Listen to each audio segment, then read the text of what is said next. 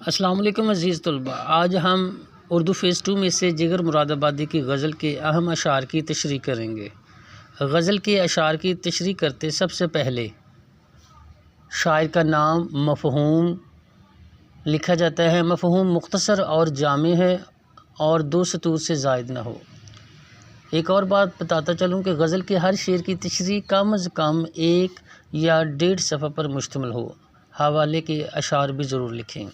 تو چلتے ہیں شعر کی جانب۔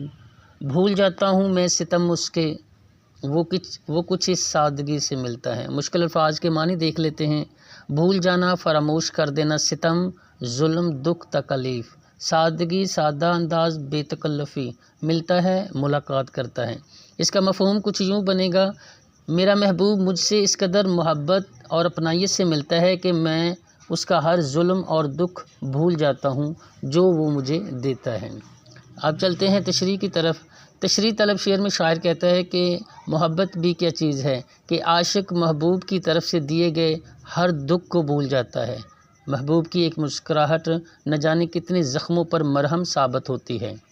محبوب کی طرف سے ملنے والے دکھ اس کے ذہن پر بوجھ بن جاتے ہیں، لیکن جب محبوب سامنے آتا ہے اور پیار بھری نظر کرم ڈالتا ہے تو عاشق ہر طرح کے دکھ تکلیف کو یوں بھول جاتا ہے جیسے اسے دکھ اور تکلیف پہلے تھا ہی نہیں۔ دوسرے مصرعے میں شاعر کہتا ہے کہ محبوب کا طرز گفتگو اس قدر شیریں ہوتا ہے کہ اس کی تمام تلخ باتیں بھول جاتا ہوں۔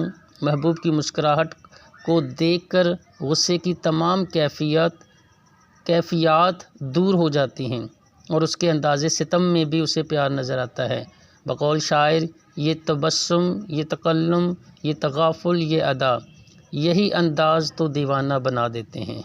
یہ تھا شعر نمبر 2 اور ہم اگلے شعر کی طرف چلتے ہیں۔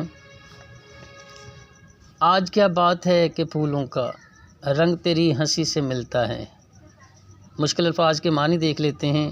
آج موجودہ دن کیا بات ہے، کیا کہوں، پھولوں کا رنگ، پھولوں کی خوبصورتی، ہنسی، مسکراہٹ۔ تو مفہوم کی طرف چلتے ہیں۔ اے محبوب، آج تمہاری ہنسی دیکھ کر مجھے نہ جانے کیوں لگتا ہے کہ تیری مسکراہٹ پھولوں کے رنگ میں آ گئی ہے۔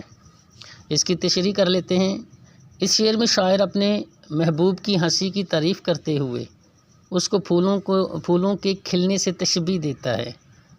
وہ کہنا چاہتا ہے کہ محبوب کے ہنسنے سے میری زندگی میں بہار آ گئی ہے۔ یوں لگتا ہے جیسے میرے 4 سو پھول ہی پھول کھل گئے ہیں اور ان پھولوں کا رنگ روپ بھی میرے محبوب کی ہنسی کی طرح ہے۔ اس کی مسکراہٹ میں کھو جانا ہی عاشقی کی معراج کہلاتی ہے۔ شاعر کہتا ہے کہ سنا ہے بولے تو باتوں سے پھول جھڑتے ہیں، یہ بات ہے تو چلو بات کر کے دیکھتے ہیں۔